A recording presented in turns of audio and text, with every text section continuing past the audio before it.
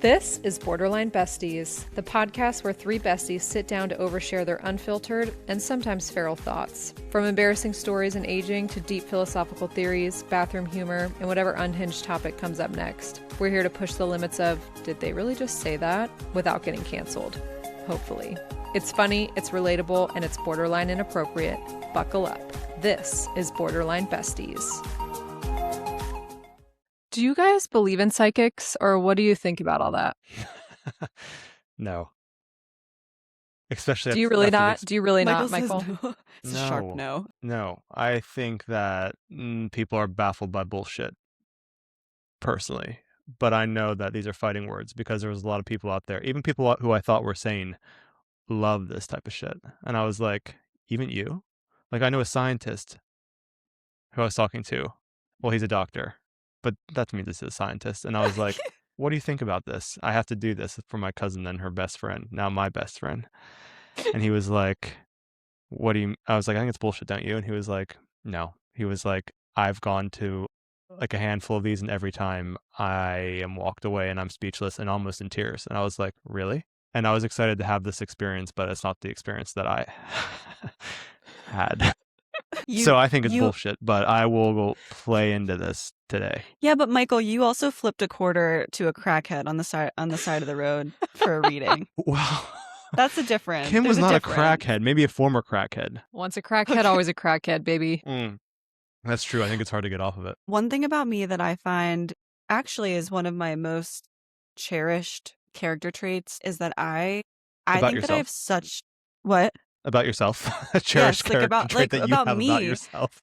I'm highlighting a positive attribute right now, but I have such an open mind. My mind is so open that I could hear anything. You could tell me one thing, and at the opposite extreme, someone can tell me another thing, and I will consider both sides. My mind, my ears, and my eyes are all so closed that it's a one lane. I'm Helen Kellering it over here. Wait, Helen Keller, or who is the one? Oh my God, I always get Anne Frank and Helen Keller mixed up. No, it's Helen Keller. You're right. Yeah, two different lives there. Yeah, two different tragedies. Oh God. Oh God. Anyway, like I feel like I could believe I could be open to believing anything. Anything. So not me. So in reference to like a psychic or a psychic medium or a spiritual clairvoyant, whatever it is, it's almost like I 100% believe in it, but at the same time, I also 100% think it's like a facade or like a phony bullshit thing. Well, I was going to say, if you're so open-minded, would you be open-minded to my idea of thinking it's a total bullshit? I am. I'm completely open-minded to that. You could go either way. Okay. I respect that. Thanks. Mm-hmm. And I could not relate to Abby's description more. I think that I also have an extremely, extremely open mind with stuff like that. And if you tell me one thing about it, I'm going to believe you. And if you tell me another thing about it, I'm also going to believe you. It doesn't matter. This is one of my favorite things about our friendship, too, is that her and I can go on tangents about things. Yeah, you two are not good together. Imagine we're perfect together. No, you need to have somebody grounded. Well, that's why you're here, Michael. Yeah. Fair. Yeah. Your Taurus energy, your grounded Taurus energy. It's hedgehog energy to you, honey. So this is going to make for a very interesting mixing pot. We are going to be discussing each of our own experiences having gone to a psychic or a psychic medium. All three of us have had a session within the last 2 weeks, and we're going to be talking about those sessions that we had through this episode, which is going to be very interesting. So interesting. So before we do that, who's got a batshit? I do. And this is hot off the press. It's less than 3 hours old. Love it. Give it to us hot, baby. Here it comes. So my mom is over here visiting me, and my mom is like a dream mom in all the ways. She's a dream travel buddy, but like she doesn't complain. She's like a yes woman. She says yes to anything. She's down for whatever. And the only bad thing about it is like sometimes she has no opinion. She's just yes, doesn't matter what she wants. Like she's like, yeah, I'll do that. Yeah, I'll do that. I asked her what she wanted for dinner tonight, and she was like, I'm feeling Greek tonight. And I said, oh, Greek. Wow. Okay. I have like the perfect place for us. And it's actually my friend Simon's stepdad's restaurant. And it's really nice. We've been there a couple times and I love it. So anyways, I write Simon and I say, hey, I said, guess where I'm going tonight? And he said, where? I said, your dad's restaurant. And he said, oh, that's great. He's like, I'll call him up and like get him to get you like a table and like maybe some free starters or something. I was like, oh, that's great. Wine dine at And 69. yeah, so I bring it up on Google Maps to like, make a reservation. And then I say, what are you guys doing tonight? He said, oh, we're going out with our other two friends who Joe and I are also friends with. And I said, oh, that's great. I said, where are you guys going? And he said the Good Reader, which is a really nice pub. And I didn't know about it, so I Googled that too. And I was like, ooh, Good Reader. Like that looks great. Like this place looks great. Like have fun with them. Tell them I said hi, whatever. So anyways, an hour passes and I'm like, oh shoot, I didn't book this this restaurant, my friend's dad's restaurant. I said, I need to get on that. So I go on there and it's just like, book here, like put in your credit card information because you have to like have like, you like reserve the table, like, and if you did like a no-show fee of £25, like there's like $35 if you don't show up. And so I like do that. I'm like, boom, boom, boom, book, I'm good to go. And I realized that instead of booking the restaurant that I wanted to book, I booked the restaurant where my friends and his friends / our friends were going. So, and they had a cancellation policy that was a 24-hour cancellation policy. So I couldn't even cancel the reservation. So you I went booked to for call the Good Reader? Yes, the Good Reader, which is not the restaurant I wanted to go to. Was this just a mishap in your brain where it's because I opened up the original. I thought I had opened the original place I wanted to go to, and then I went into the place where my friends were going. And so basically, I booked the place where my friends were going and with my mom, and I couldn't get out of it, and I couldn't call them to cancel it. And if I didn't show up, I was going to get charged like $70 for nothing. Like it would get flushed down the toilet. So I had to show up to this restaurant looking like an idiot and looking like somebody who wanted to crash their dinner party. And I was like, you guys are not going to believe this. And they're like, if you wanted to come to this, like, you could have just asked. Like, you didn't have to put on this, like, facade charade. Like, and I was like, well, I didn't. Like, I'm just awkward and technologically stupid. So, yeah. This is a really embarrassing mix-up. It is embarrassing. And then, like, the people that are there, like, I kind of know, but I don't know that well. And so it's kind of, like, they were British and awkward about it. And, but yeah, so maybe it isn't that batshit, but it is awkward. And it is very They were British and awkward about it. Yeah. So I booked the wrong restaurant tonight and I had to show up. Oh, and it was in the middle of nowhere. There are no tube stations nearby. So my mom and I, we had to Uber both ways, $30 each way. So $60 round trip just to go to dinner and back. To a place you didn't even want to go to. To a place I didn't want to go to. And it was ramsacked. It was crazy in there. And I was like, Mom, I couldn't get a table here if I wanted to. Literally, if I wanted to get a table here, I couldn't. And I didn't want to. And here I am. Can I ask, where did they seat you? Oh, terrible table. Right next to a bar between a freaking fireplace that was blazing, sweat my tits off, and a table of 16 of your friends. People. No. 16 people, and I felt like it sounded like each of those 16 people had 2 kids. Yeah. One of the kids like knocked their night. table. It's not been great. And now my camera wasn't working, but now it is working. Yeah, it was good. I had like a steak frite. Yeah. My mom had some type of fish. It was nice. Okay. And my friend, they did come down and they actually showed up early and sat with us for like a half an hour and had a drink. So yeah, but I don't know, just awkward things that happened to me. That is so Larry David. That really is Larry David. It's so LD. And I felt really like, I was like, guys, please, like, just know me and know my awkwardness and know that I'm not trying to invite myself to this dinner party that I maybe should have even been invited to in the first place. So, God. I don't know. If I was with you, I would have like whispered over the table, like, he really wanted to come. Yeah. But he really didn't. wanted to be here. Please This be was nice calculated. Just be nice to him. Yeah. Ask him if he wants a Negroni. But Michael, something that, you will absorb really well is, sometimes the universe works in mysterious ways, and maybe you weren't supposed to go to that Greek spot because there was like a mugging or something happening, and it's called the burnt toast theory, where it's like, oh crap, I burnt my toast and I had to do something else, but that other thing was actually the path you were supposed to be on to lead you to something else, or so it was just. I thought the burnt toast theory was related to a stroke. Yeah. Also, too, if you're smelling burnt toast, please call your doctor or 911. So 911. So you I would have don't- gotten to, there would have been like a tube accident. You would have been stabbed in an alleyway had you Yes. gone. Yeah. yeah. People So get you were stabbed supposed around to here all do the time, that. so And Yeah. that's how Maybe you Lauren's girls brain are right. functions every minute of every day, every single thing that she does. You said that's how I function? Yeah. Yes. I say, universe, take me now. Tell me where you want me. But what if something bad happens to you? Can you how do you polish that turd? Oh, Because I know there's how always she something does. good that happens from something bad. Always. Yes, or what we say is there's a couple things that we say. One of the things we say is, I don't know where this is man, going. we must have been serial killers in our past life. Because we've been through some stuff and we We've do been have through- bad things. we And have that's the been only through thing that some we can come up shit. with. I must have been a horrible person in a past life. Yeah. My And dad then sees another this. thing that we say is like, oh, well, we were sent here to learn this lesson.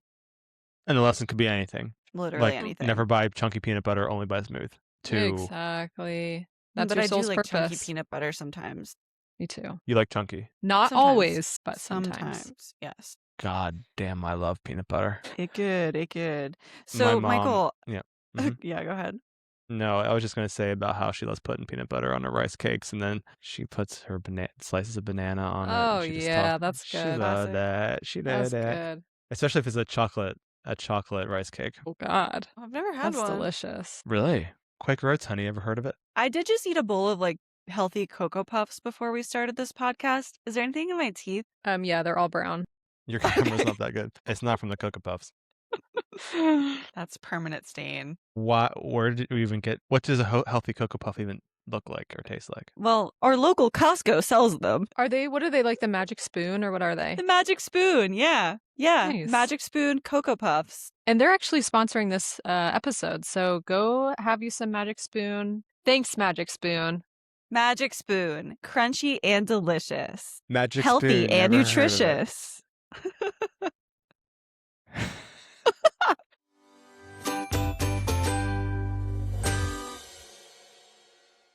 Okay, so Lauren, when you booked your appointment to see a psychic, which route did you choose? Because there are different routes. You could have done, psychic medium, psychic clairvoyant, etc. Yeah.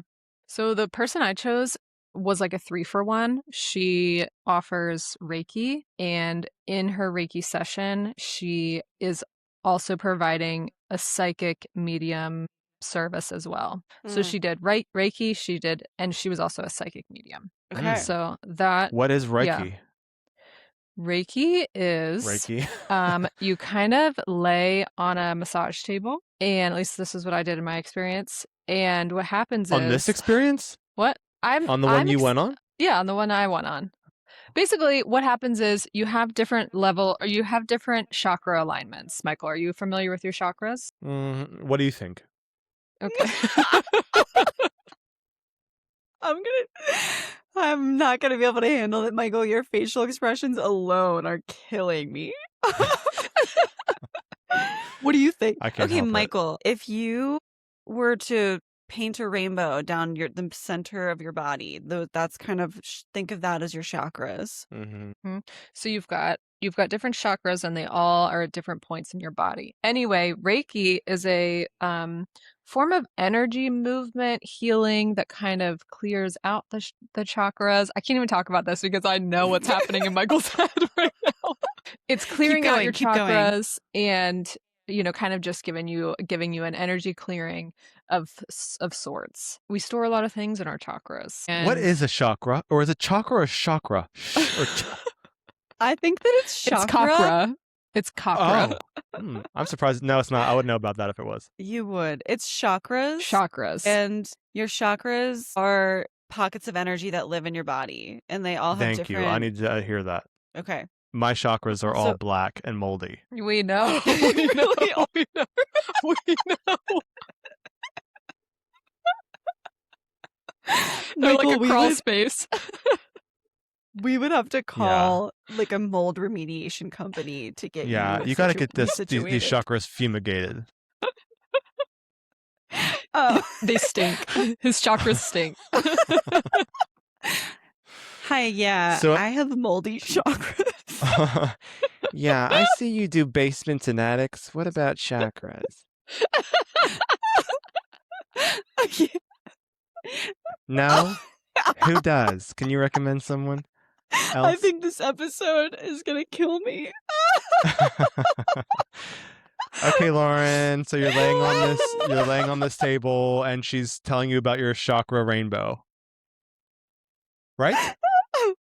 Yeah, That's exactly so right. basically, Michael, let me just give you a very quick example before Lauren goes on. Like, we have a chakra in our throats, I think. So if there was like a tumor, or you are someone who is a people pleaser and never speaks your voice, a Reiki master would like put their hands over your throat chakra and feel like stuckness or Like a blockage. something heavy, a blockage. Now, Michael, I'm Some- going to challenge you to use your science brain. And there have been many, many studies and many findings that Reiki has had a lot of positive studies done where it's like, wow, these things, we're actually seeing improvement with after a Reiki session or whatever. So something worth looking into.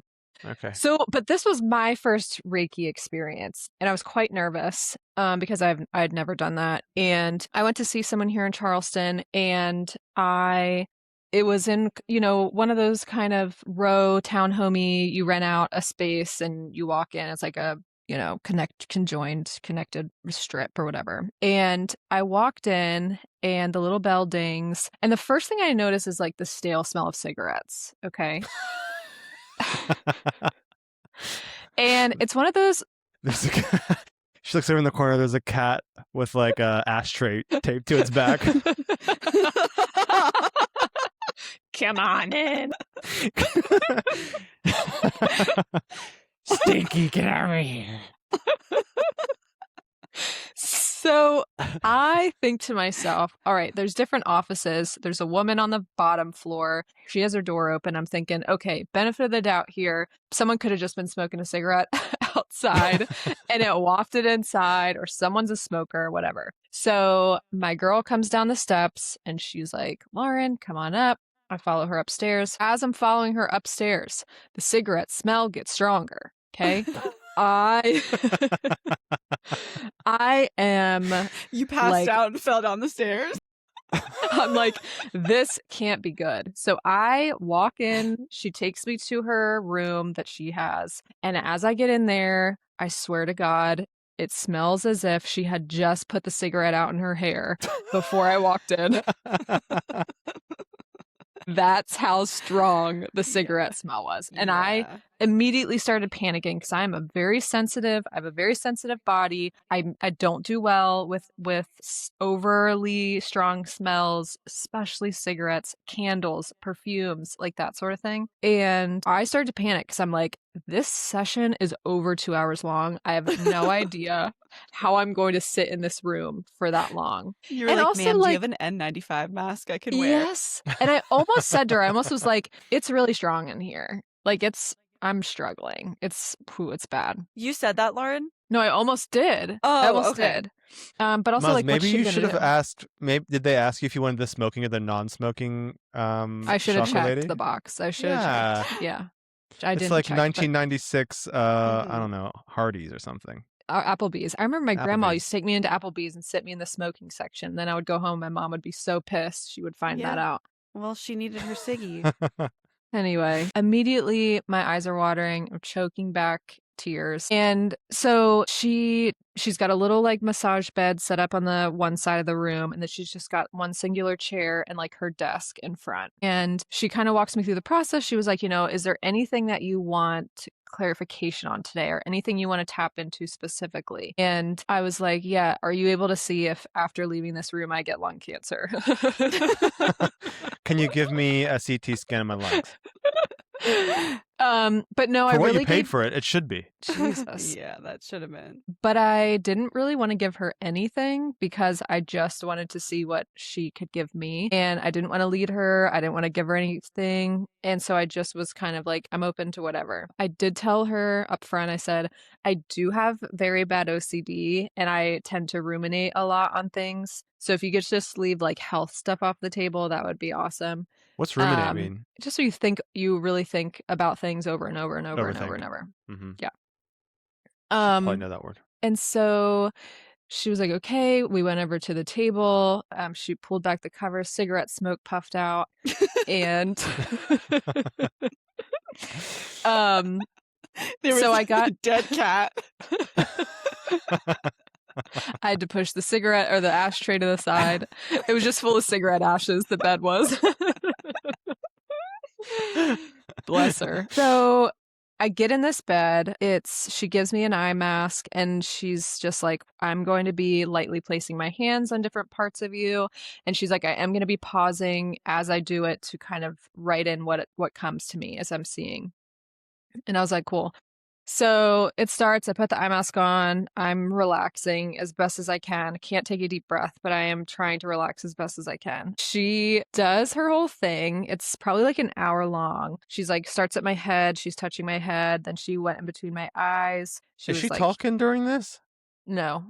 She's There's just sensing. She's gathering information. Gathering the information, moving the energy, yes. So just light music is playing. It is relaxing, minus the cigarettes. When we say light music, what kind of music are we talking about here? Like elevator music? Like spa music? Yeah, like spa music. And so she does her thing. I hear her stopping and taking notes every so often. And it was very relaxing. You know, there wasn't anything crazy that happened during the Reiki session. But then she was like, all right, I'm done. And then I kind of got up, took the mask off, and then we went back over to the other side of the room and she presented me with her findings. The first thing she said to me, she said, when I tapped into your head, she's like, and that signifies like the highest level of spirituality in somebody. She said the first person that showed up for you was Jesus. Jesus? Absolutely not. No.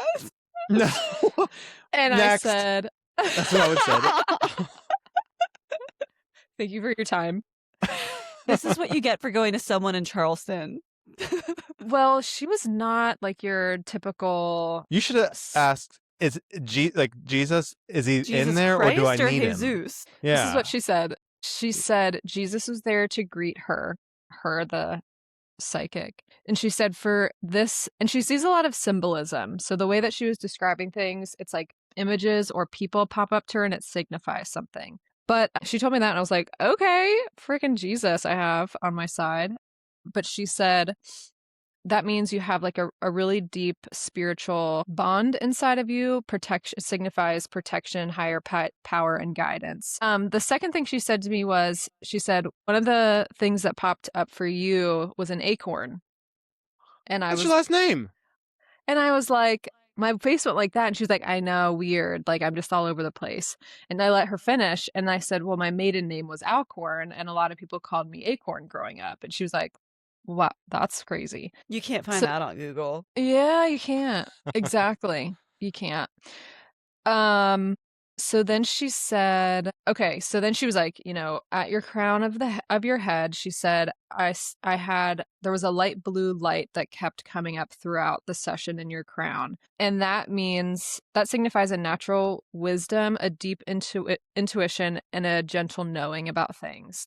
She said, I'm connected to my own truth in alignment and I have a gentle knowing. She kept saying gentle knowing, gentle knowing.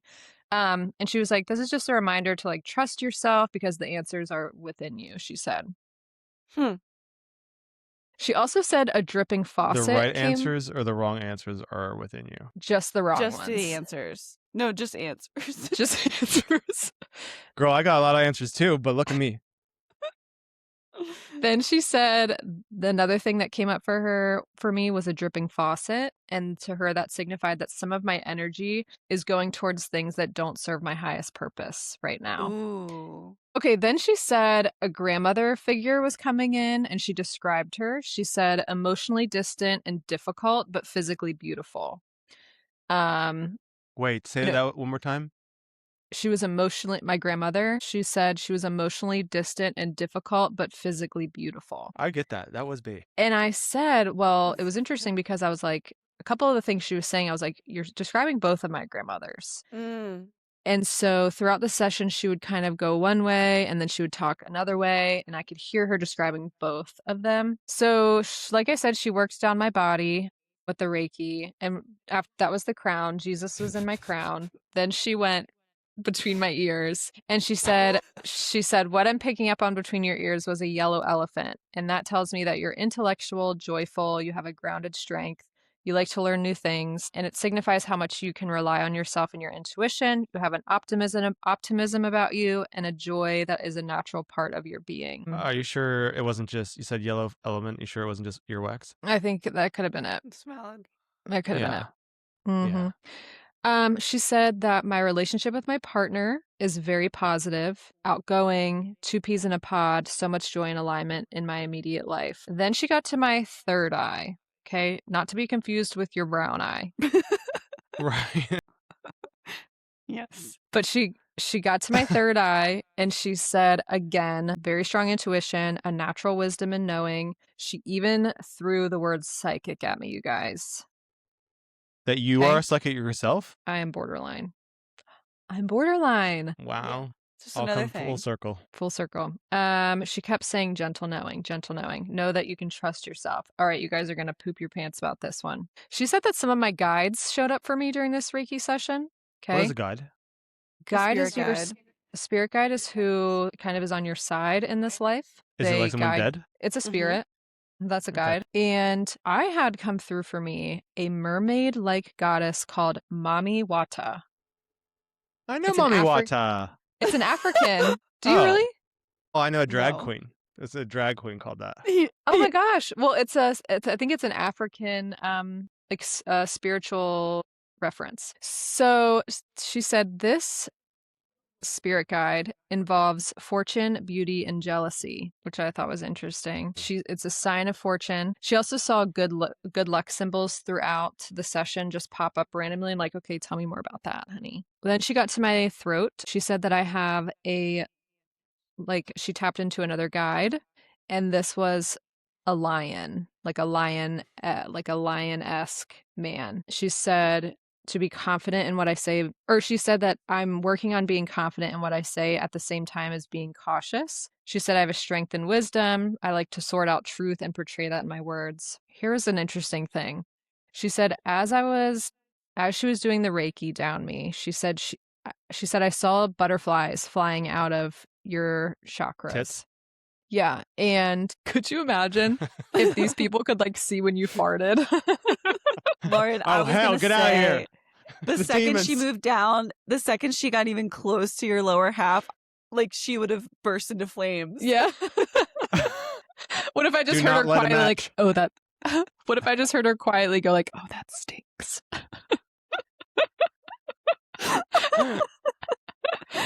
Yeah, that stinks. Oh, What that's a stinky. What if she just Stinky whispered, girl. Lucifer, Lucifer lives here? Also, Lauren, what are you wearing? Are you wearing anything? No, I am naked.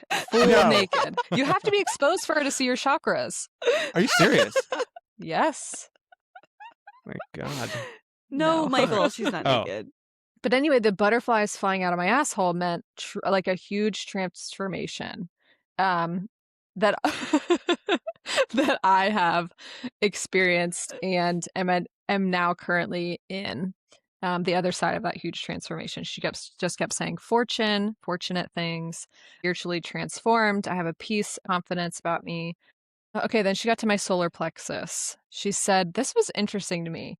She said, have you been feeling like a lot of nostalgia lately or something that's come up from the past for you where you're like looking back a lot? And the first thing that came to my mind was this podcast because it's like you guys are my childhood and it's like taking that and it's like I'm constantly reminded of you guys constantly remind me of all my amazing childhood moments and all of that. So Mhm. Oh, nice. I just thought that was really cool that she said that. Then we got to my sacral chakra, and that's my vagina. And she said, I'm diving in. And she put on her snorkel. She's like rubber gloving up. It's not your vagina, just to be clear. So she said with your sacral chakra, she said, did you have a grandmother that sewed or like did a lot of patchwork, things like that? And I was like, I'm not quite sure. And then I talked to my mom after this, and she said her mom was like a big sewer. But she said one of the grandmothers is signifying that she's patching up a wound for you. She's like, I can see her sewing stitches. Wanting to help you heal and rise above. She said it was like in a really cute pattern. Wow. That's really that's really nice. profound. Yeah. Yes. Yeah. She said that your grandmothers want you to know that in life they were one way, but it wasn't truly who they were. And they want you to know all that they are doing for you and how much they are with you. And that Did you feel they emotional at any point in this? I did. But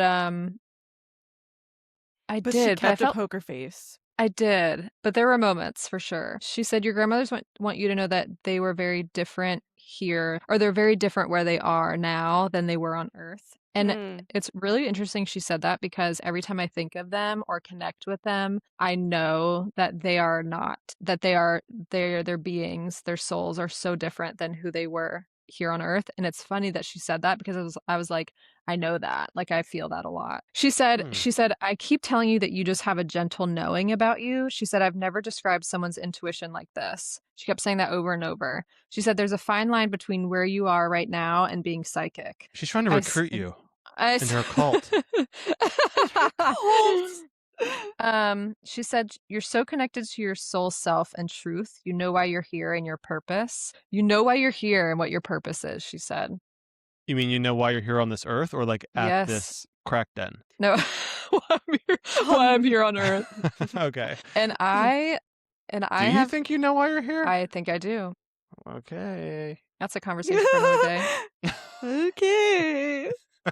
Okay, so then she got to my root chakra, and that is your asshole. That's in your asshole. Your rest That's where chakra. she ended the session.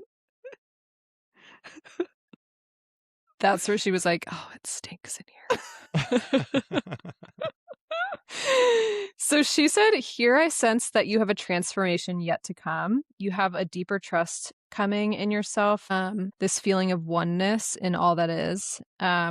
Basically like tapping into your intuition even deeper, and understanding your place here on Earth. So this was interesting. She said the last thing was that she said, I got a lot of imagery of you swimming in the ocean. She said, and I'm seeing you, there's going to be some deeper spiritual awakening. She said that I'm seeing you in the ocean, and I'm seeing you like you're not willing to put your feet on the ground yet.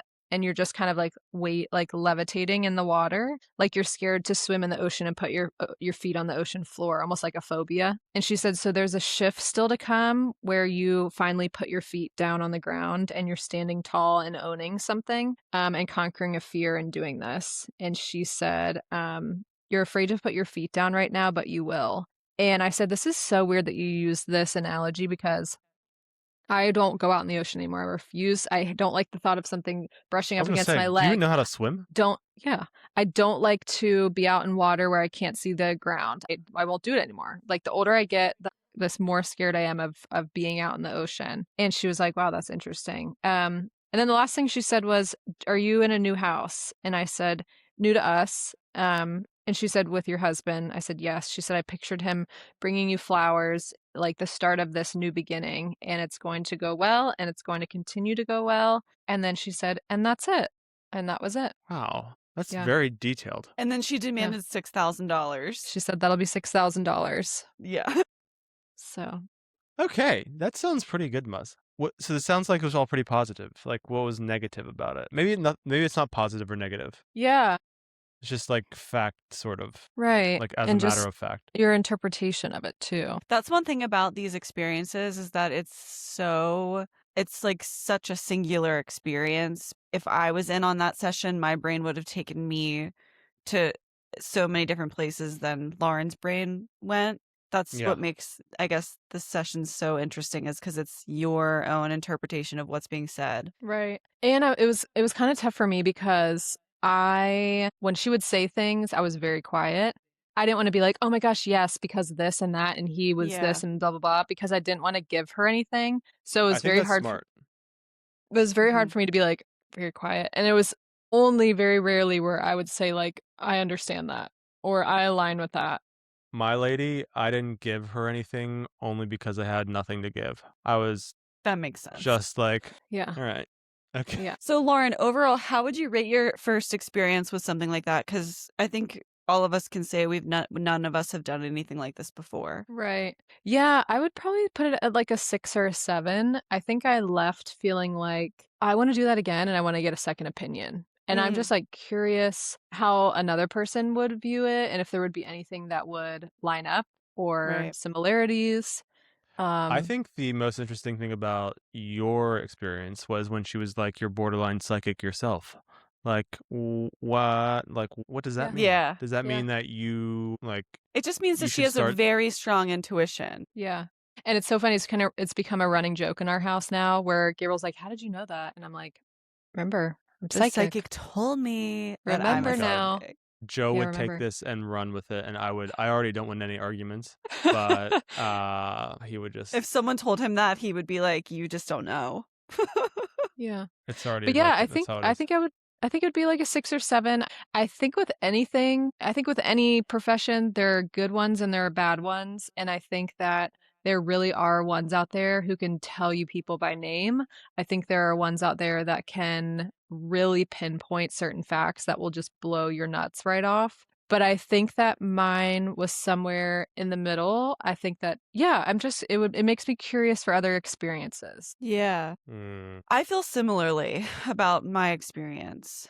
Okay. Lay it And on us. my experience, so this is really funny the way it all panned out for me because I was originally supposed to go to someone else and that fell through last minute. Burnt toast. So, exactly, Lauren. So, Why did I, it fall through? Do you know? because it wasn't meant to be. It wasn't Oh, meant to be, just like how you weren't supposed to go to your dinner restaurant that you wanted right. to go to. Like Makes sense to me.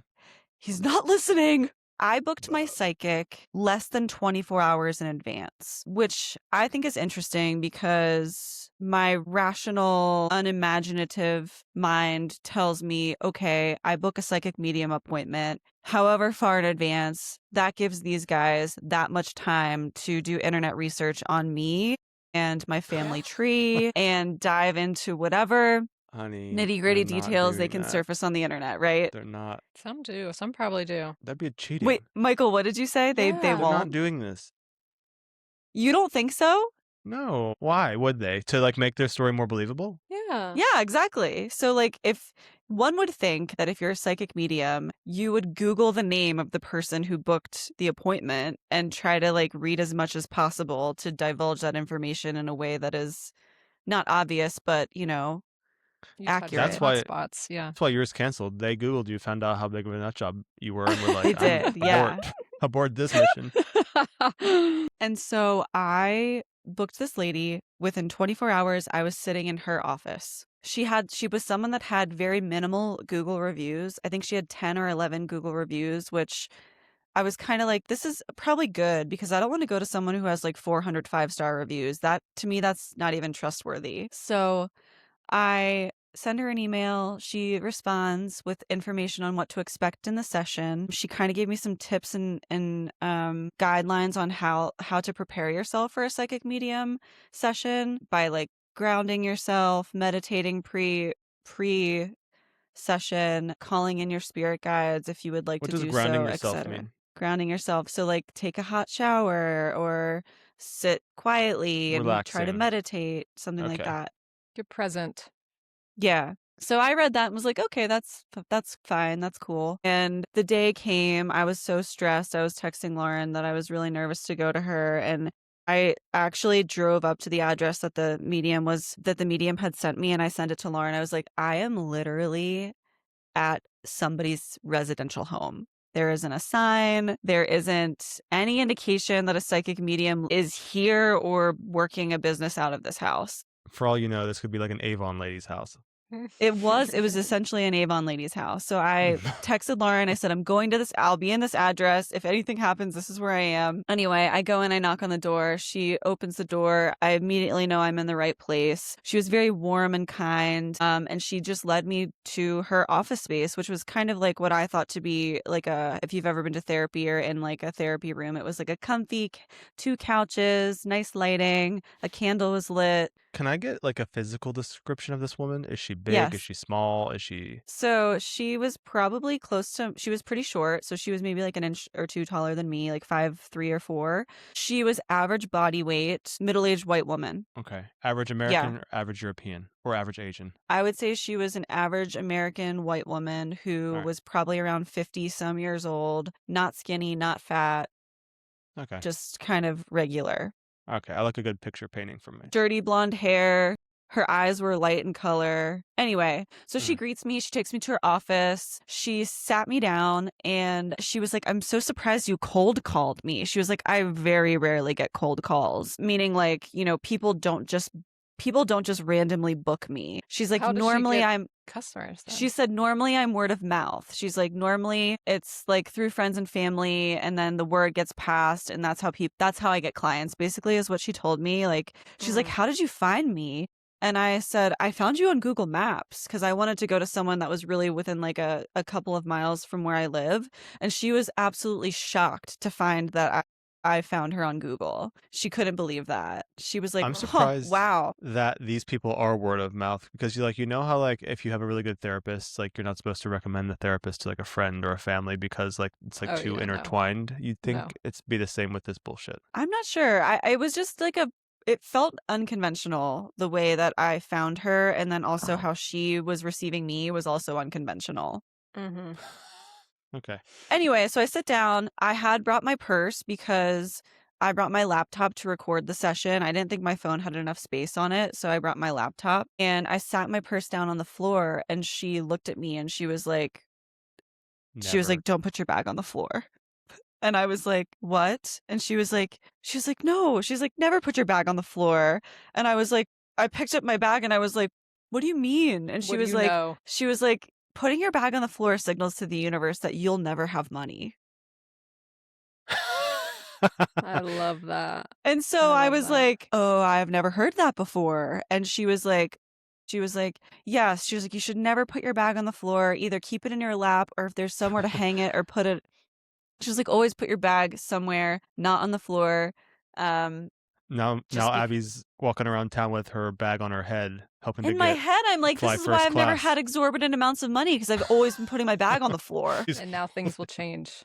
Things are going to change now. Yeah. Yeah. Okay, so that's how the session started, was her giving me a little, how do you want to say, like what does Michael Scott say?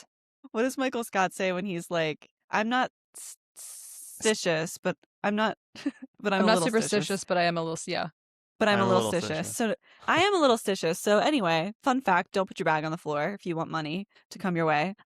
So then she's like, all right, Abby, this is like kind of like charade. She was like, I see images, I see words, I see colors. She's like, I'm going to just start saying things to you, and all I need from you is sort of like a yes or a no. She starts speaking in tongues. Yeah, she spoke a different language the whole time, and I couldn't even it was an hour and a half any of it. Yeah. So she had this. Also, you guys, before the session started, she had drawn a sketch of 2.5 people, and in the middle of the sketch was a female that, you know, would have resembled me, and then next to me was a man. And then to the other side of me was just like a half figure. And she held it up and she was like, before you got here, she was like, I was just doing a sketch and this is kind of what came up. And she's like, I didn't know it was you. She's like, but the second you walked in the room, I realized it was you. And then this is your biggest spirit presence. And then there's this like another spirit presence next to you. And in my head, I was laughing really hard when I saw the sketch because I kept thinking of the amateur sketch of a leprechaun from from Buddy the Elf. Oh no, from that news report. Oh yes, where it's like a guy with like beady eyes and a baseball cap. It's like, this It is was like the somewhere in killer. Alabama where they're like, there's a leprechaun in the tree. Yes. So that's where my head Classic. took me.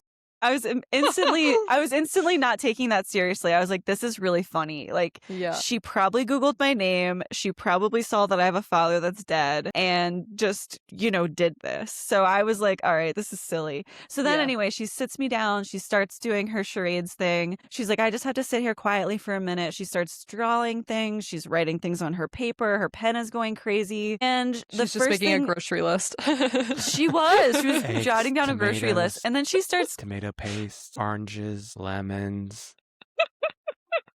She's like- peppers, ground chicken, ground beef. And then she handed it to me and told me I needed to go to King Soopers to pick all that up for her.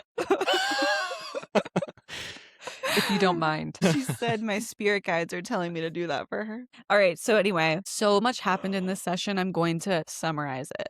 Long story short, my dad was kind of the primary spirit that stepped in. And this was after I've got a lot of dead people. Listen, all of our listeners out there, Michael, I know you don't know a lot, but when I went to this session, I thought this woman is going to see me and she's going to be like, there's an army of dead people behind you. And I'm struggling to figure out who's being summoned. Like, That's nice, though. At least they're there.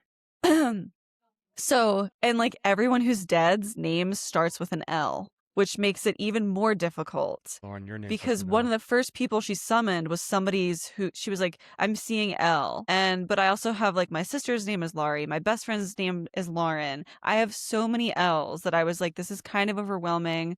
I don't really know which path to go down. Anyway, we went down the Leo path, which is my dad. She ended up learning that, my dad is dead, obviously. And one thing that you can't find on Google is his exact personality to a fucking T. She went on to describe my father's character traits in a way that I don't know how a person could possibly, who never has seen or met me or any of us before, like, I don't know how the hell she did it. She described my dad's entrance into the medium session as very gentle and hesitant. She said, your dad is not, she's like, he's coming off as being a very, hang on, I need to read what I wrote down here really quick. She said, there's a gentle, easy entrance that I'm getting from your dad coming in here. I'm sensing that he's a quieter man of great intelligence. Also someone who is very inside of his head and analytical about things. And like, Lauren, I mean, I know you know. Dead on. She was like, a lot of spirits, especially parental figures, jump in pretty immediately and in a way that is really not aggressive but obvious. She was like, your dad is being much more timid about entering this session. And I just thought that was so interesting because it's very on point for him. She brought up, she was like, Abby, and would you understand that your father was diagnosed and died and was not sick for a very long time? She was like, and what I mean by that is like he was diagnosed and died between like 6 weeks and 6 months. And that's true. And I don't think you can read that in his obituary. Right. So I was very shocked. And I just said, I do understand that. She's like, and he's telling me that he feels like he died with a list of things that he still needed or wanted to do. And that was really interesting because it was very abrupt. And I do know that he felt like he had things that needed to be done that he couldn't do before he passed away. Did she tell you any of the things? No, she didn't tell me anything specifically, but she just was kind of relaying that sense that she was getting about him. A lot of it was like senses that she picked up on, like feelings.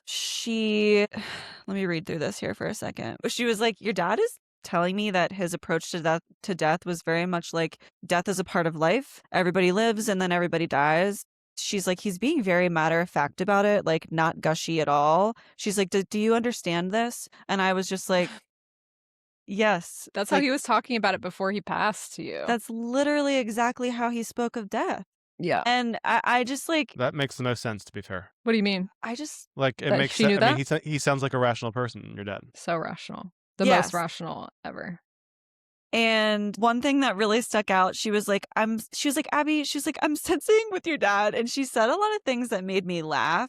because they sounded so much like him. She's like, people didn't really know how to take your dad at times. And she was like, it's not that he was weird. She's like, but it's more of just like people didn't know how to read him and people questioned what he thought about them. And it was kind of like a situation where they'd be like, does he like me? Or and then she's like, and I'm seeing your dad right now. He's chuckling. She's like, he's chuckling and he's saying, yeah, that was sort of my superpower.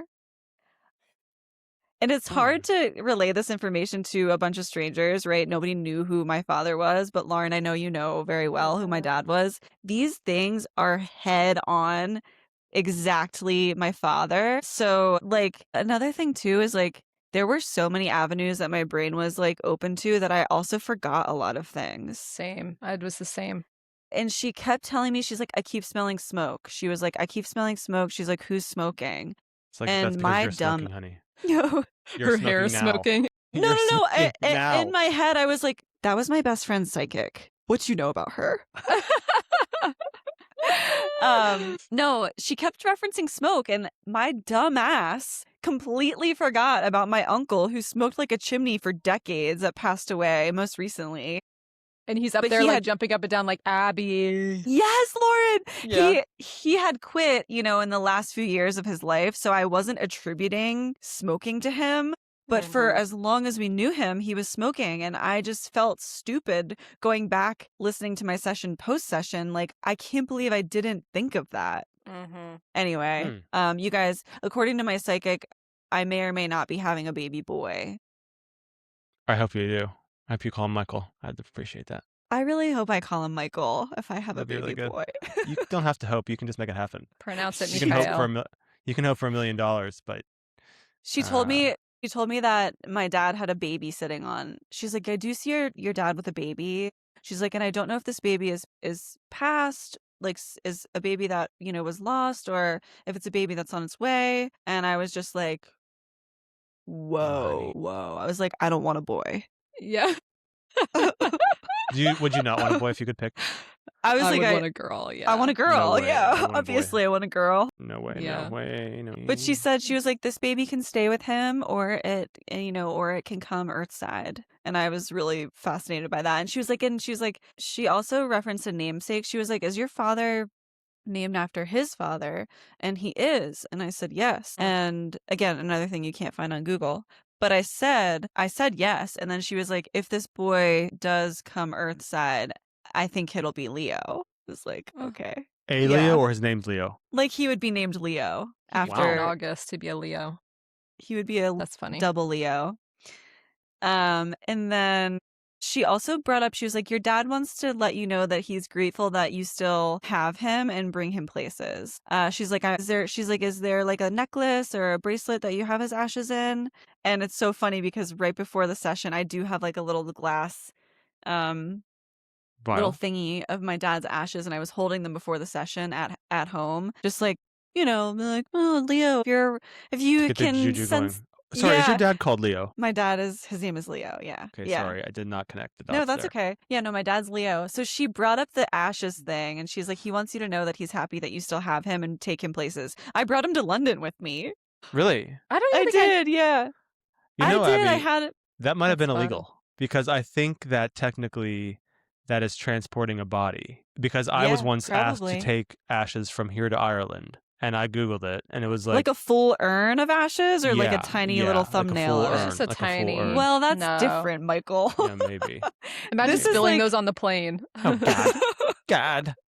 Jesus. This is like literally a thumbnail of ashes. You know, it's the Okay. tiniest little thing. So that was interesting that she brought that up. And gosh, you guys, like a couple of details came through. She was like, and you guys are planning a family vacation this summer? Your dad's telling me that he wants to talk about that. She's like, the vacation Wow. that you're planning this summer, she's like, it's been difficult getting everybody on the same page and figuring out where you want to go and how it's going to be. She's like, your dad wants you to know that he's got his hand in the pot there to make sure that all works out, which is That's interesting. so, like, I mean, I guess it's pretty vague. Like, a lot of people go on vacations, but that felt kind of profound. Right. Hmm. And then she did bring up like his death. She was like, he wants you to know that he did feel his hands being held and soft music playing in the background. And he also heard the voices of the people around him when he left. And she also brought up that his parents were on the receiving end. Like his parents were there waiting for him when he left. Again, like all those things, sure, like that's really nice to hear, but all those things I feel like are pretty vague. Yeah, like people And want like to hear that. yes, so I was just like, okay, let me see what else here. This would send one of my aunts into a fucking tizzy. She'd be like, Really? "You're not gonna believe that. Yeah. Dad was waiting for Mom at the Yeah. gates, or whatever they're called, the pearly gates." Can you believe it? Yeah. I'd be like, "Oh my god, what are the odds?" What are the odds? Do you know which one I'm talking about, Lauren? I sure do. Yeah. I do. But yeah, there was just like a lot of really small details that were nail on the head, and you just wonder like, where the fuck did she pull that from?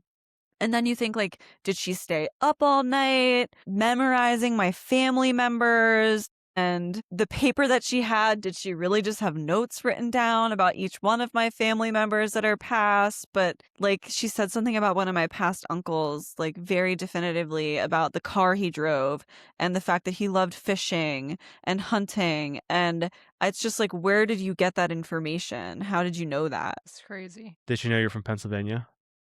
Because the No, odds are she pretty high didn't. for that.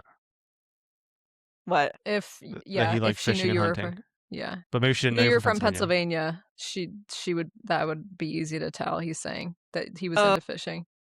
Yeah, well, but both my uncles haven't lived in Pennsylvania for like 50 plus years, 40 years. Anyway, there were a lot of really fascinating aspects to my session that left me dumbfounded, but also like I could question all of it. Again, I could 100% believe all of it. I can also believe that it's all like a sack of shit. Exactly. Yeah. I appreciate the open-mindedness there. Better than me. Yeah. That's really good. So did you get a positive experience? Do you feel like you would go back and do it again? Or go to another one to get a second opinion like Lauren did? Not anytime soon. No? What would you rate it? When I left her, and then I do also want to mention, I paid for a 60-minute session and she kept me there for 2 full hours. Oh my god. So in a lot of ways that made me feel like she's Actually more getting legit. something. Like, Genuine, yeah, because I tried to wrap up the session like 3 times and she was like, wait, we didn't even get to talk about Larry or Lenny.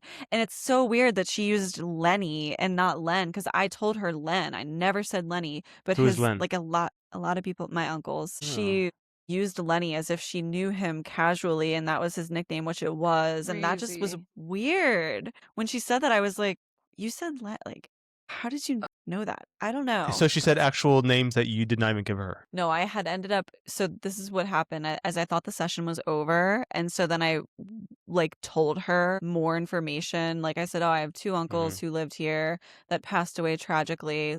And she's like, was that Larry and Len? And I said, yes. And then she was like, let me sit with them for a little while. And then so this is when the session kept going on. I thought it was over. And then she was like, all right, who's fishing? One thing that was really interesting is she was like, I keep seeing a cabin and a prairie land. She was like, I'm seeing like a mountainous scenery with a lot of land and a cabin. She's like, and I'm attributing this to your uncles and your father. And I was so fucking confused.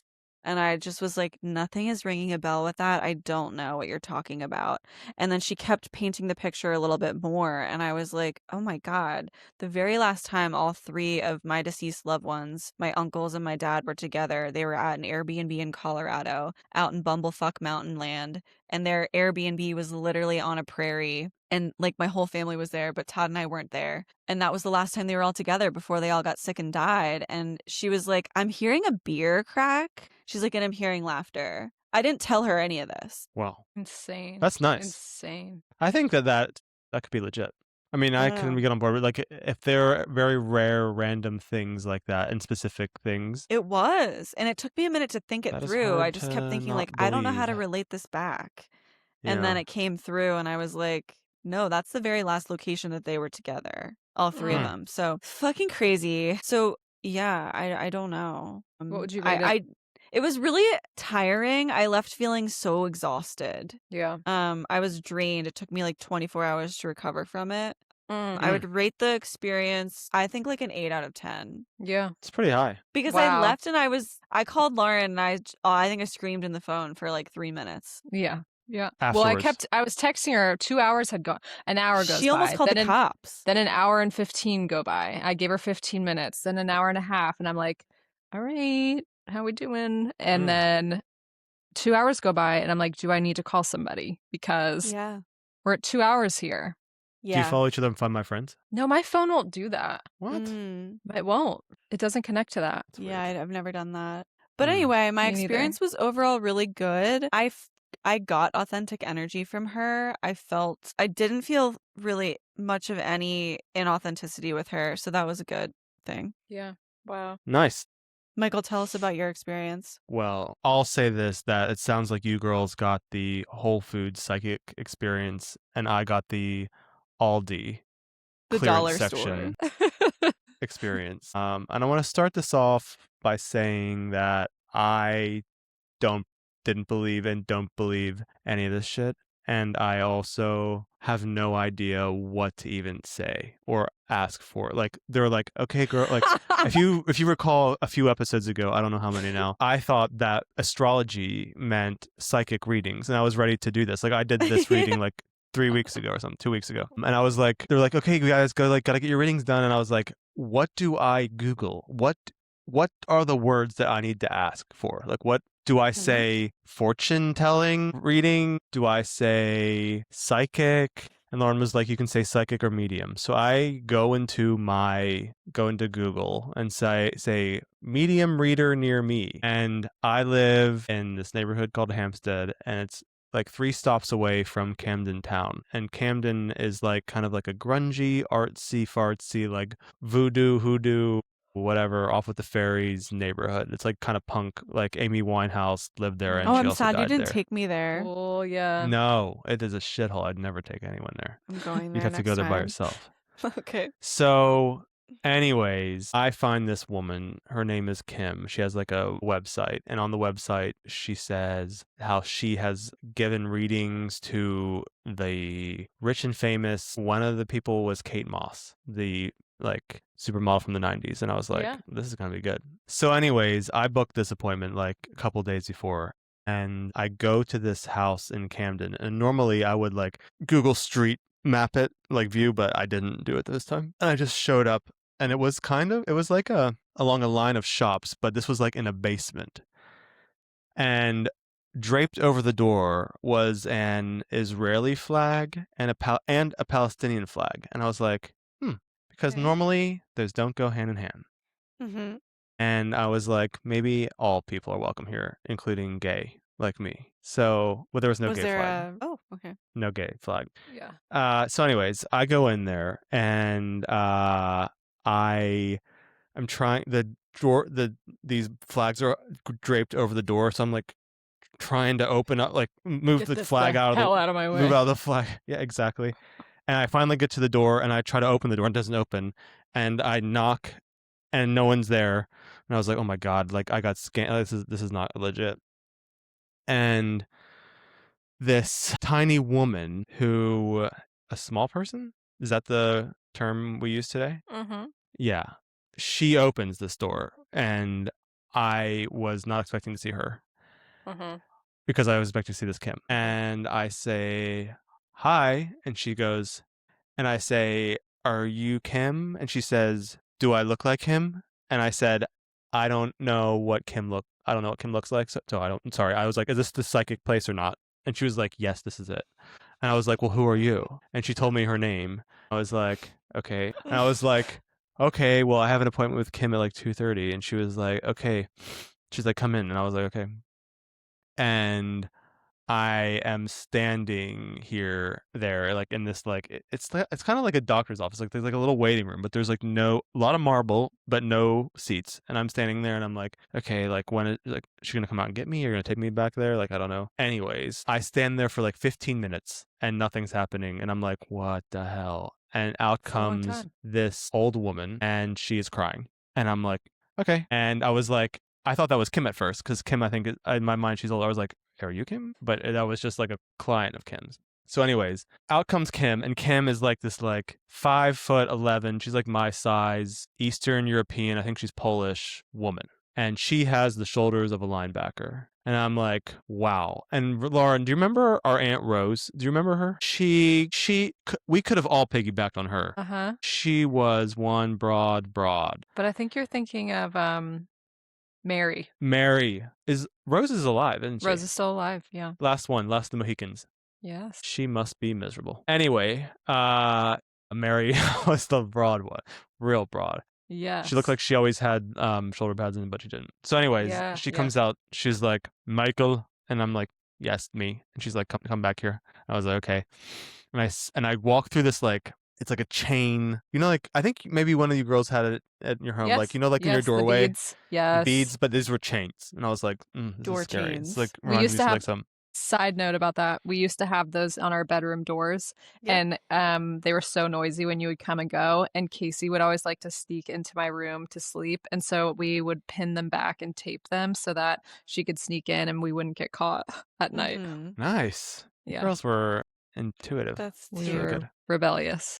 You're badasses. Yeah, we were badasses. So anyways, she takes me back here, and the room is very dark, and there are a couple candles going, and they're very bad smelling candles. I think they're like Glade candles, like not good. No ode, like it's like sea breeze. I don't know. Was there a black crow sitting? I wish I would have had smoke. What did you say, Abby? Was there like a black crow sitting on like a rusty chair? No, but she did have a taxidermied animal. Of course. What was it?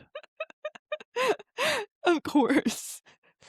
I think it was like a ferret, maybe. It was just a raccoon from the alley. I think it was a ferret. Anyway, I go in there, and also this woman would not let me record anything. I don't know why. I thought it was like, but at the time I was like, oh, that makes sense. Like it's like her work of art, her art. Like I can't like take it and like. So you asked? I did ask. She was like, no, we don't record here. And I was like, okay. Fine. Red flag. Yeah. Which is a shame because I have the memory of a goldfish, and I'm not even talking about the animal, the goldfish. I'm talking about the cracker. I can't remember much. So I came home and tried to write all this shit down. So anyways, I get there, and she's like, put your hands on the table. And I was like, okay. And she like she puts cream on them, like cream on her hands.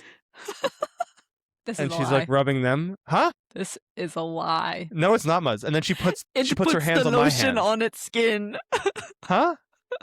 Nothing. It's Silence of the Lambs. I never watched that. You almost got murdered, Michael. I never watched Silence of the Lambs. That's the cannibalism one. Yes. No, I did not watch that. Keep telling us. She put lotion on her hands. So she put lotion on her hands, and then she put her hands on my hands, and then the conduction cream. I don't know. And then she starts talking to me and says, your mind is like a junk drawer. And I said, that's crazy because we just had an episode about, I'm thinking to myself, we had an episode about the spring cleaning and how we had to empty out our junk drawers. Yeah. And I was like, yeah. I was like, it is crazy. Immediately you were like, you're legit. Yeah. And then she was, I was like, actually, yes. I was like, I just had this episode. And she was like, you don't talk, I do the talking. And I was like, okay. Really? Right. Yes. I was like, okay. And she like cut me right off. Like I couldn't even say. So she said that I was cluttered. And then she said something about, she's like, and your body, she's like, your mind is cluttered. And she's like, and you have a blockage somewhere else. And I said, like in my heart. And she said, no. And I said, well, I've been constipated my entire life. And then she was like, could be. And I said, okay. So she's saying this. You have diverticulitis. Oh, and another huge problem that I kept on having, girls, it was bad. I couldn't understand half of what she was saying. So I would be like, what? And she'd be like, and she would repeat it really slow. And the slower she went, the worse it got. Coherent it was. And I was like, fast, say it a little fast, like say it normal. And she was like, this is me. And then I was like, okay, fine. And also, I start at so many points throughout this. This was only 15 minutes long, which is also, I didn't pay nearly what you girls paid. but I kept laughing. And at one point she said, "You don't have to be here if you don't want." And I was like, "No." I was like, I wanna have to be here. "You don't understand. I have to be here." So Wow. I wasn't even laughing. I think I was like trying to close my eyes, but like my mouth was like trembling and my shoulders were like Yeah. shaking. Michael. So she told me a few things. She said that there was like a recent dramatic decision, like a big decision that you made. And I was like, I mean, I am like doing this podcast, but I don't know. What else? She said that there is a fork in my path. And I'm going to have to make a big decision here. And I was like, this sounds scary to me. I don't want to make any big decisions. I want you to tell me what to do. Like, I don't want to know what you're even talking about. And she said you're in like, limbo. at the end of the fork, is it a delicious meatball or is it a... Right. Yeah. And she's told me that I was in limbo, but that's not a bad place to be. And I said, okay. Like I wanted to ask more questions, but she told me that she did the talking. So I was like, what, like, which one is it? What you can't think that. Anytime you went to say something, she's like, shut up. Yeah. Yes, exactly. She's definitely like a dominatrix on the side or something. Yeah. She would have killed if she was also large. She would have. I'm not big. I'm not small, but she could. If we'd end up in the bedroom, one slip from her, I would have been smushed. And then she said that I would have an unexpected moment of motivation. And I was like, me motivated? I haven't been motivated in years. So I was like, this sounds great. And I said to her, she said, like, a big change is coming. And I said, is it going to come to me or am I going to, I said, is it going to come to me or do I have to search it? She says, nothing comes to you, baby. You have to find it. And I said, all right. So that was that. I also, what else? She talked about someone from my past, like a relative, an older relative with I did not understand this at all. She said that she's like, someone's coming to me with like a stinging personality. And I was like, stinging personality? And I was like, okay. And then I got home and I started to think of like stinging. I was like, bees sting. Bee, my Aunt B, who's Lauren's grandma. Grammy. I was like, could this be? But That's weird. I didn't ask any questions because I wasn't allowed. And two, this didn't come to me during the session. Right. And then she was like, you're still searching for love, aren't you? And I said, well, I didn't think I was, but maybe. And then she was like, what's the situation? I was like, I've been in a 10-year long relationship with my boyfriend. And she was like, you have fun with him? And I said, yeah. And she said, enjoy the fun. And I said, okay. Okay. And then she was like, then it was pretty much over. And then she said, do you have any questions? And I said, I started to ask something about my relationship. And she was like, I don't talk anymore about relationships. And I said, why'd you ask? What if you should have been like homophobe? Yeah. Yeah. And then there was a long pause, which seemed like it was minutes long. And I thought she was going to say something more because it was just kind of like, it was like no recap. And I was like, and she was like, now get do out. you want, she said, do you want like a different reading? I was like, oh no. I was like, is this one done? And she was like, it's done. And I was like, great. Get me out of here. And then I left. Wow. So girls, I maybe should have paid more, but I really didn't get a lot out of that. And it's not just because I don't think my mind wasn't in it. I was like, I paid like £30 to be there. So I was like, I'm going to try to like get something. Mm-hmm. But I don't know. I don't think she was into me. I think that was part of the problem. I think that she saw my laughing and she didn't like that. Yeah, she saw your black aura. She saw your moldy chakras and she was like, well, I don't think she saw any of that. I don't think I paid her enough.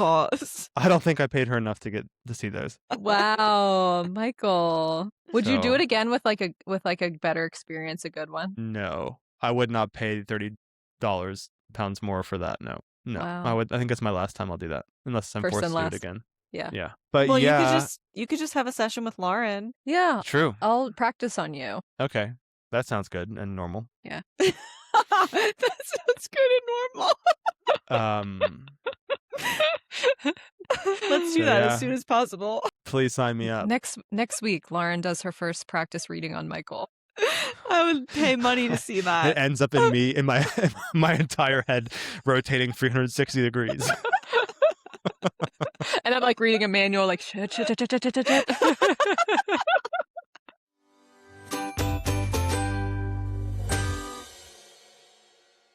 All right, so this week I have a dilemma here that I'm going to share. Somebody wrote in, and it's actually pretty funny. Okay. You guys ready? Ready. Mm-hmm. So my husband Harold and I have been happily married for 38 years. Our dispute, you ask? Not money, not infidelity, not even his baffling loyalty to socks and sandals. No, it's French onion soup. Are you going to say French kissing? French onion soup. Harold insists that his recipe is superior. According to him, the secret lies in patience and respecting the onions, which I find rich coming from a man who once microwaved a steak. He spends hours caramelizing the onions, narrating the process like he's hosting a cooking show that no one asked for. Meanwhile, my soup has been praised for decades by neighbors, children, and our family as a whole. My method is efficient, flavorful, and doesn't require me to whisper affirmations to produce. Last weekend, things got escalated. Harold blind tasted both soups and declared his own as more emotionally complex. I pointed out that his soup is not a memoir and that... I was going to say Harold's gay. Yeah, I know. That's the first problem here. Your husband's gay. Your Harold, you're man's not supposed gay. to be... Yeah. He's here. He's gay. Get used to it. This is our first response. I'm so sorry to the sender of this, is that your husband likes men. This is very much like an Ina Garden Jeffrey situation. Mm-hmm. Is Jeffrey so gay? No, but everyone thinks he is. Lauren, I I'm not pointed on out that. Calling. I pointed out that soup is not a memoir. He has since labeled my version of a French onion soup as aggressively adequate. We are now at an impasse. The kitchen has become a battleground. There are 2 Dutch ovens on the stove. 2. We both sit at the kitchen table eating our own versions of French onion soup. Oh, is there a wow. diplomatic solution here, or must one of us admit defeat? Well, this is so easy for me to do. Anytime where there's a dispute or whatever in my relationship, I'm always looking for a silver lining, and that silver lining is normally a bargaining chip. Let him win this one. This is just so stupid. Just say, okay, what's his name? Ron? Harold? Okay, Harold, you won this one. Like, yeah, fine. Like, good. And then you use that in the future for an argument. Like, listen, I gave you the French onion soup. You got just the shut French the fuck onion up soup. and eat this, whatever. That's I say that's great, Michael. That's actually really good relationship advice. Mm-hmm.